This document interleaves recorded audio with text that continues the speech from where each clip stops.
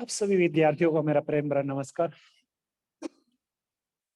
4 फरवरी 2022 दिन शुक्रवार में एक बार आप सभी विद्यार्थियों का ऑनलाइन क्लास में फिर से स्वागत है। जैसा कि आज का जो हमारा विषय रहेगा अव्यय या अविकारी, इसको अविकारी भी बोलते हैं। तो इसी उपविषय पर आज हम अपनी चर्चा करेंगे।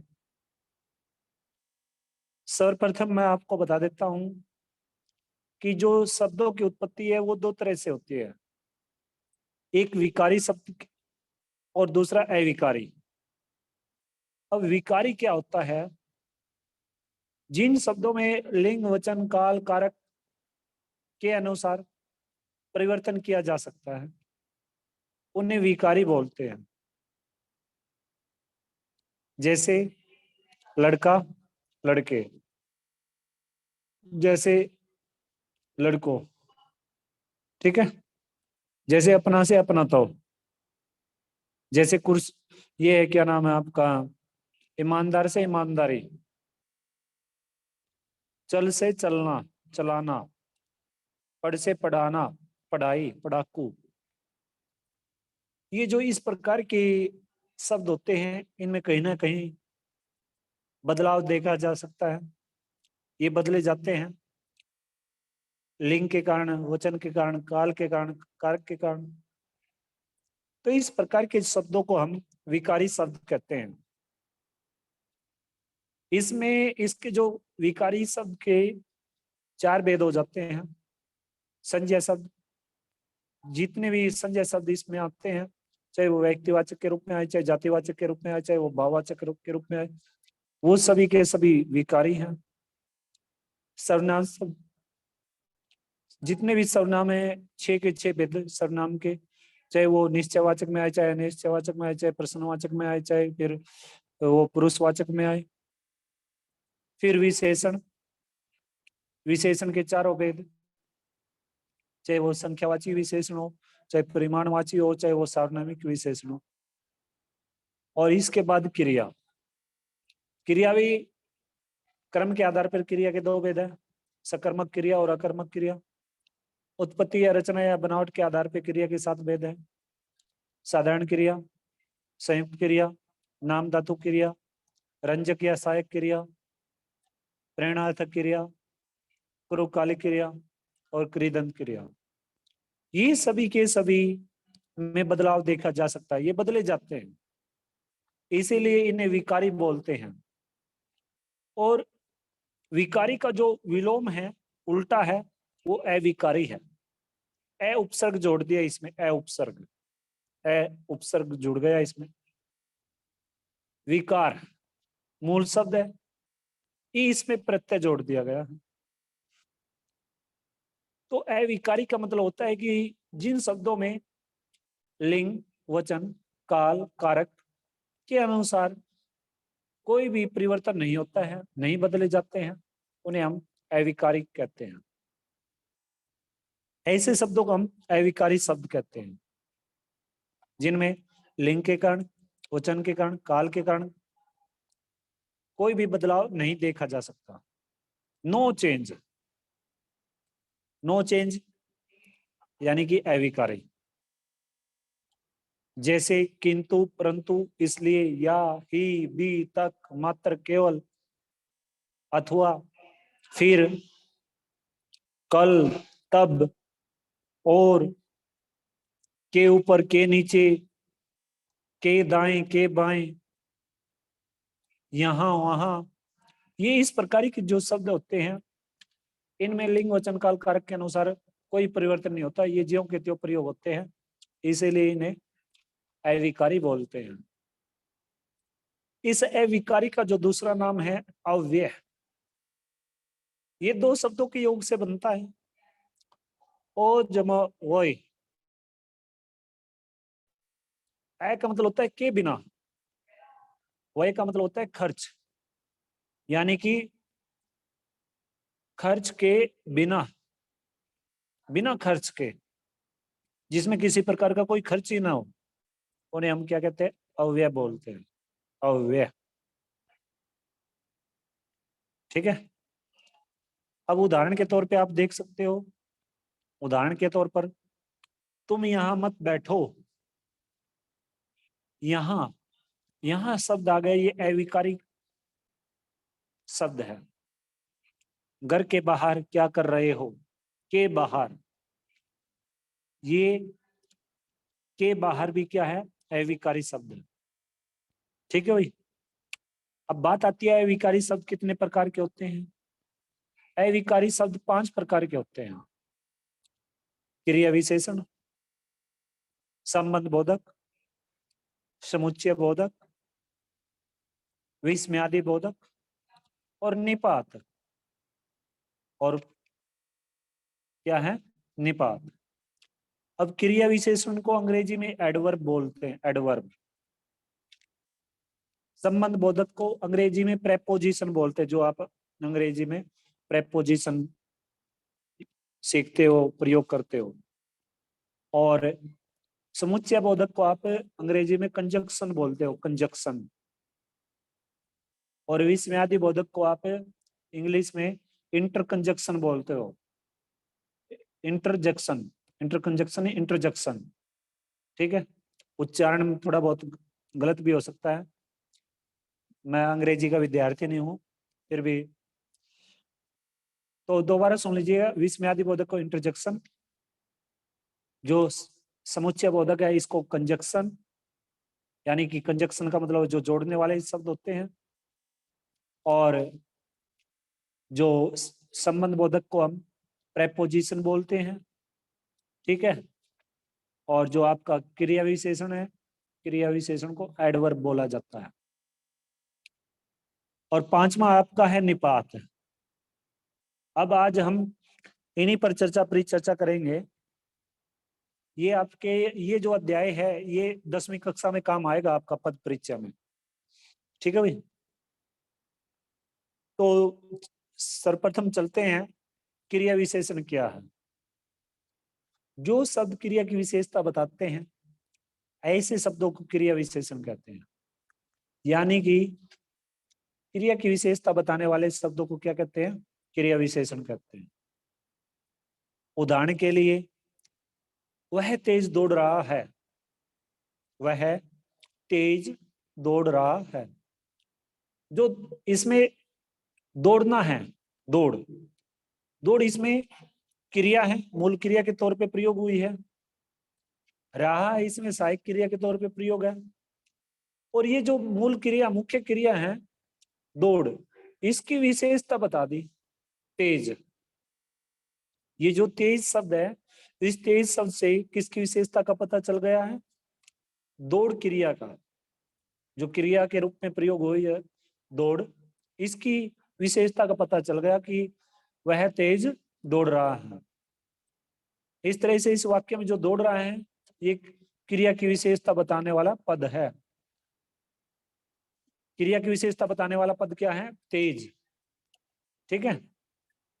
और इस वाक्य में दौड़ रहा है, ये मुख्य क्रिया के रूप में प्रयोग हुआ। इन्हीं को हम क्रिया विशेषण कहते हैं।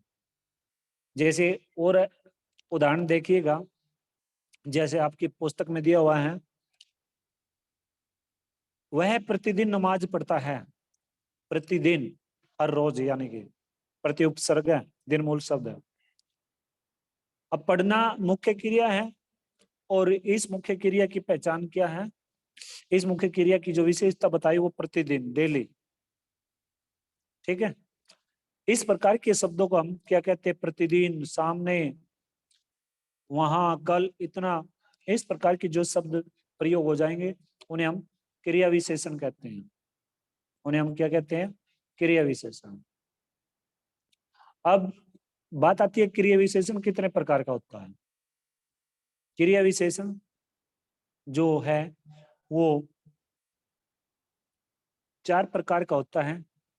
क्रिया विशेषण कितने प्रकार का होता है, 4 प्रकार का।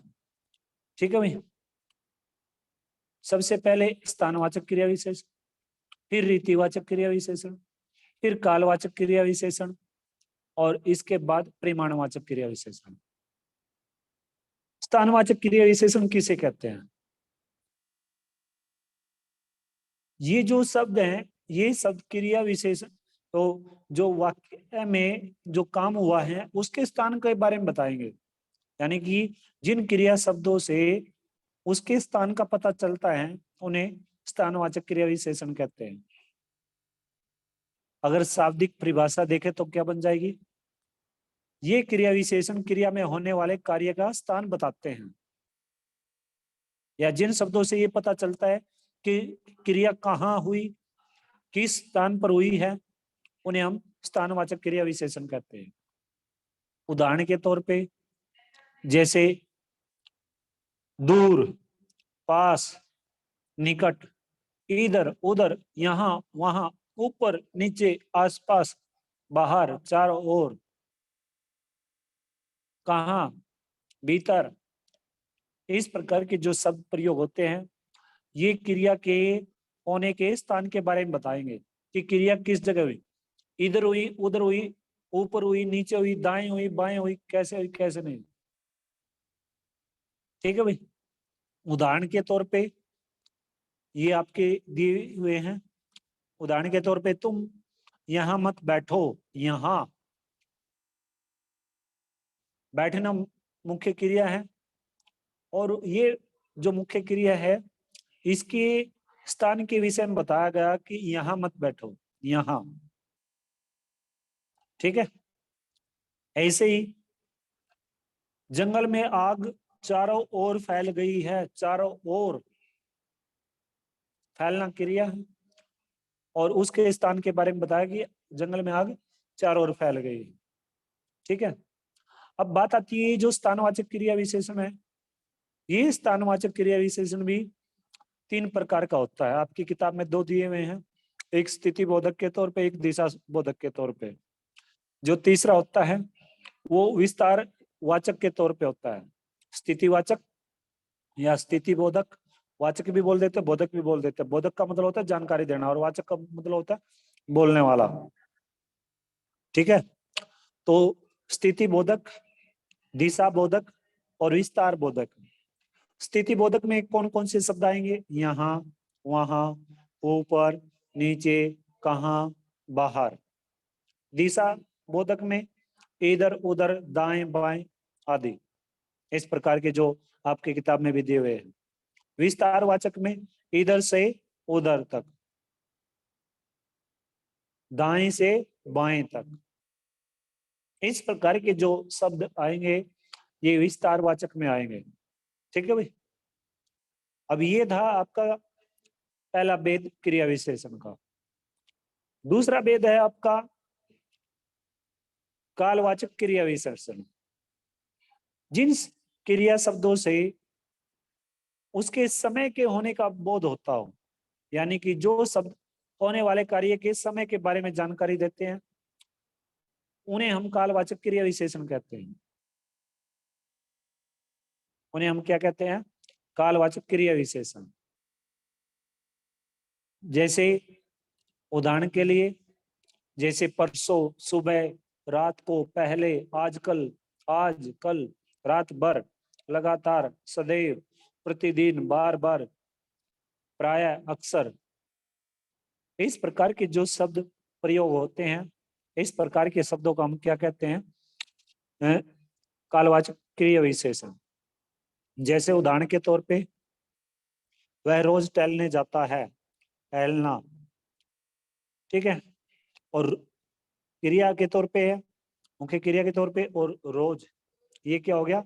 उसके समय के बारे में बताता है, क्रिया के होने के बारे में बताता है, उसको हम कालवाचक क्रिया विशेषण कहते हैं।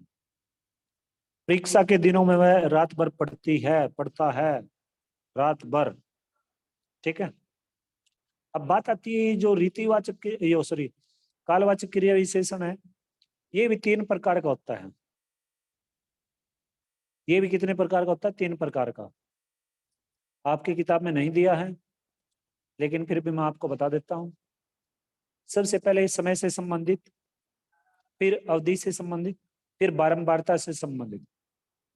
समय से संबंधित में परसों, सुबह, रात को, पहले, आज, कल इत्यादि। अवधि से संबंधित रात भर, रात तक, लगातार, सदैव। बारंबारता से संबंधित प्रतिदिन, बार बार, प्रतिपल, प्रायः, अक्सर, ये कालवाचक क्रिया विशेषण। अब तीसरा आता है हमारा, तीसरे पर चलते हैं, रीतिवाचक क्रिया विशेषण। रीति का मतलब होता है मार्ग, गमन, पंथ। अंग्रेजी में वे भी बोलते हैं, WAY, वे, है ना। अगर सही मायनों में देखें तो रीति का जो अर्थ है वो है स्टाइल, ढंग, तरीका। यानी कि इन क्रिया विशेषणों से इसके क्रिया के प्रकार, उसके निश्चय, अनिश्चय, निषेध और उसकी स्वीकृति के विषय में पता चलता है। उसी को हम रीतिवाचक क्रिया विशेषण कहते हैं। अगर सामान्य तौर पे इसकी परिभाषा देखें, जो शब्द क्रिया के होने की रीति या उसकी विधि या उसके ढंग के बारे में बताता है, उन्हें रीतिवाचक क्रिया विशेषण कहते हैं। जैसे धीरे धीरे, जल्दी जल्दी, अचानक, तेज, भली भांति, एकाएक, अपने आप। जैसे लड़के धीरे धीरे क्यों चल रहे हैं, चलना क्रिया है और इसकी जो विशेषता बताई गई है वो क्या है, धीरे धीरे। ऐसे ही ट्रेन अचानक आकर खड़ी हो गई, आकर खड़े हो जाना, इसकी विशेषता बताई है, ठीक है, अचानक से। वह खुद चली जाएगी, चली, चलना क्रिया और इसकी विशेषता खुद बता दी। इस प्रकार के जो शब्द होते हैं वो रीतिवाचक क्रिया विशेषण के अंदर आते हैं। ये जो रीतिवाचक क्रिया विशेषण है ये भी 6 प्रकार का होता है।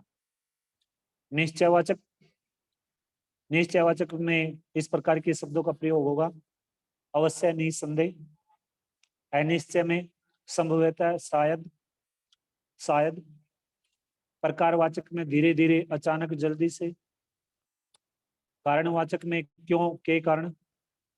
निषेधात्मक में नहीं, मत। प्रश्नवाचक में क्यों, कहाँ, कब। अब अंतिम हमारा परिमाणवाचक क्रिया विशेषण। अंतिम क्या है, परिमाणवाचक क्रिया विशेषण, ठीक है भाई। परिमाणवाचक क्रिया विशेषण में क्या है कि जिन शब्दों से क्रिया के परिमाण या उसकी मात्रा की जानकारी मिलती है उन्हें परिमाणवाचक क्रिया विशेषण कहते हैं। जैसे उदाहरण के तौर पर इतना, उतना, कम, ज्यादा, अधिक, थोड़ा, बहुत, खूब, जितना। कई बार बोलते हैं थोड़ा, थोड़ी सी चीनी दीजिए, थोड़ा सा आटा दे दीजिए, थोड़ा सा पानी दे दीजिए, बोलते हैं ना कई बार। तो इस प्रकार की जो परिमाणवाचक क्रिया विशेषण शब्द होते हैं ये 5 प्रकार के माने गए हैं। उदाहरण के तौर पे जैसे अधिक, बहुत, खूब, अत्यंत, थोड़ा सा, जरा सा, कम, तनिक, काफी, पर्याप्त। इस प्रकार के जो शब्द होते हैं ये परिमाणवाचक क्रिया विशेषण में प्रयोग होते हैं, ठीक है भाई। और इसके 5 भेद हैं। सबसे पहले अधिकतावाचक, इसमें जो परिमाण से संबंधित जो शब्द आ जाएंगे, अधिक, बहुत, खूब, अत्यंत। दूसरा न्यूनतावाचक, इसमें आ जाएंगे थोड़ा सा, जरा, कम, तनिक। तीसरा पर्याप्तवाचक, इसमें काफी, पर्याप्त। चौथा तुलनावाचक, इसमें आ जाएंगे कितना, इतना, जितना, उतना। और 5वां है श्रेणीवाचक, थोड़ा थोड़ा, बारी बारी से, ठीक है भाई। ये आपका जो अविकारी का जो पहला भेद है ये समाप्त हो जाता है। अब दूसरा जो भेद है वो है आपका संबंध बोधक, जिसको आप अंग्रेजी में प्रेपोजिशन भी बोलते हो। ये जो संबंध बोधक होते हैं ये वे शब्द होते हैं जो संज्ञा सर्वनाम के साथ आकर उनका संबंध वाक्य में जो अन्य संज्ञा या सर्वनाम शब्द आया है उनके साथ बताते हैं। उन्हें सुन लीजिएगा। ये इस प्रकार के शब्द होते हैं जो पहले वाक्य में पहले नाउन या प्रोनाउन वर्ड आया है और बाद में भी कोई नाउन या प्रोनाउन वर्ड आया है तो उसके साथ ये रिलेशन बताएंगे, ठीक है, संबंध बताएंगे। तो इस प्रकार के शब्दों को हम क्या कहते हैं? संबंध बोधक अविकारी शब्द। जैसे के बिना, के बाहर, के पीछे, के आगे, के पास, की ओर, के मारे। जैसे इसमें एक थोड़ी सी पहचान के तौर पर आपको बता दूं, इसमें अधिकतर कौन सी कार्य के विभक्तियों का प्रयोग होता है? जैसे के का, से का और रे का। के का, से का और रे का, इसमें अधिकतर इन कार्य के विभक्तियों का प्रयोग होता है, कार्य के चिन्हों का प्रयोग होता है, ठीक है भाई। लेकिन कई बार ऐसा भी देखने को मिलता है कि इनका लोप भी हो जाता है, ठीक है। अब उदाहरण के तौर पे देखिए, डर के मारे मेरा पसीना छूट रहा था। डर के मारे।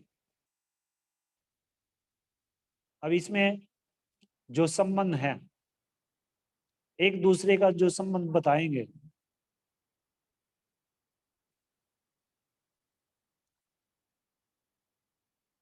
ऐसे ही कलम के बिना कोई लिख ही नहीं सकता। जो लिखना है वो किस पे निर्भर है? कलम पर। कोई कोई और कलम का संबंध बता दिया। कलम नाउन वर्ड हो गया और कोई प्रोनाउन हो गया। इस प्रकार के जो शब्द होते हैं, इस प्रकार के शब्दों को हम संबंध बोधक अविकारी शब्द कहते हैं, ठीक है भाई। आगे देखिएगा, वह स्कूल के बाहर खड़ा रहा, के बाहर। सांप घर के भीतर मार दिया गया। सांप को किधर मार दिया गया? घर के भीतर। अब ये जो संबंध बोधक है ये 12 प्रकार का होता है भाई, 12 प्रकार का, ठीक है। वो 12 प्रकार जान लीजिएगा। सबसे पहले दिशा बोधक। दिशा बोधक के तौर पे कौन कौन से शब्द आएंगे? के इस पार, की ओर, के पार, की तरफ। दूसरा संबंध बोधक, के समेत, के संग, के साथ। तीसरा तुलना बोधक, की अपेक्षा, की तुलना में, के आगे। चौथा समानता बोधक, की तरह, के बराबर, के समान, के जैसा। पांचवा काल बोधक, के बीच, के पश्चात, के आगे, के पीछे। छठा विनिमय बोधक, के बदले, की जगह। सातवां विरोध बोधक, के खिलाफ, के प्रतिकूल, के विपरीत। आठवां साधन बोधक, के सहारे, के द्वारा।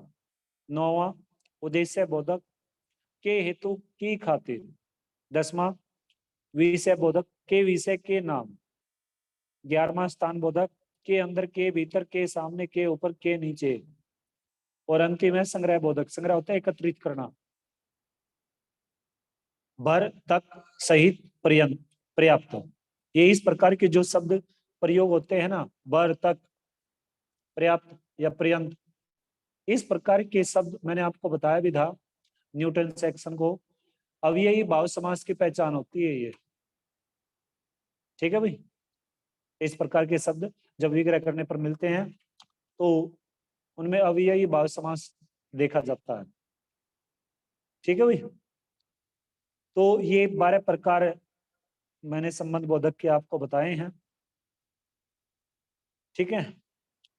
अब थोड़ा सा अंतर ये भी बता देता हूं मैं आपको कि क्रिया विशेषण और संबंध बोधक में थोड़ा सा अंतर है। क्रिया विशेषण और संबंध बोधक में अंतर कैसे है? अब 2-4 एग्जांपल बता देता हूं आपको, दृष्टांत बता दे। जैसे राम ऊपर चढ़ गया। राम ऊपर चढ़ गया, चढ़ना क्रिया है और इसकी विशेषता बताइए ऊपर। ऊपर तो इस वाक्य में, ये जो वाक्य है ऊपर, इस वाक्य में ऊपर क्या है? क्रिया विशेषण है, ठीक है। और अगर बात करें राम दीवार के ऊपर चढ़ गया, राम दीवार के ऊपर चढ़ गया, तो ये इसमें जो के ऊपर आया है ये कंजक्शन के तौर पे है,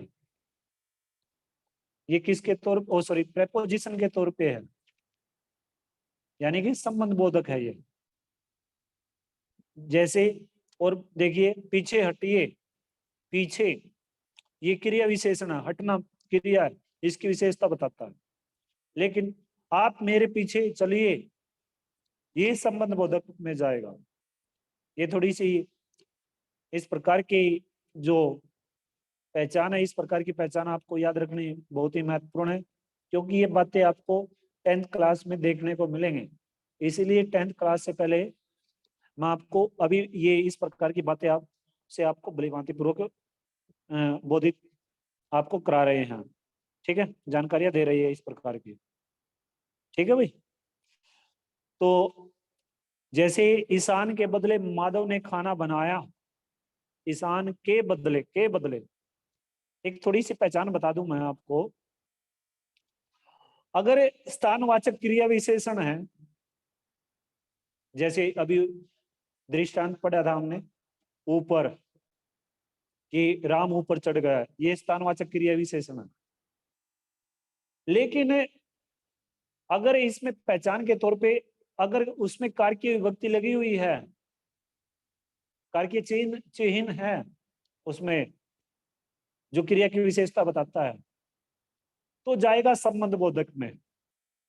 अगर कार्य चिन्ह का प्रयोग नहीं है, के से रे, तो जाएगा वो स्थानवाचक क्रिया विशेषण में। ये पहचान है भाई इसकी, इस बात का विशेष ध्यान रखना। कहीं किसी किताब में ये जो नियम है, आपको चाहे कितनी किताब पढ़ लेना, कहीं पर भी ये नियम मिलेगा नहीं आपको, ठीक है। आगे बढ़ेंगे तो आगे है आपका समुच्चय बोधक। समुच्चय बोधक इसको, यानी कि इसे अंग्रेजी में कंजक्शन बोलते हैं, ठीक है। तो बाकी करेंगे कल। अब आप में से अगर किसी विद्यार्थी को कुछ पूछना है तो वो पूछ सकते हो। इस अध्याय को की समाप्ति करेंगे सोमवार को। इसकी बैक एक्सरसाइज आप फाइंड आउट करना। अभी इसमें से जो समुच्चय बोधक है, विस्मयादि बोधक है और निपात है, ये सोमवार को पढ़ेंगे, ठीक है भाई। तो आप में से अगर किसी विद्यार्थी को कुछ पूछना है जो अभी हम पढ़कर आए हैं, तो आप सभी विद्यार्थियों का बहुत स्वागत है।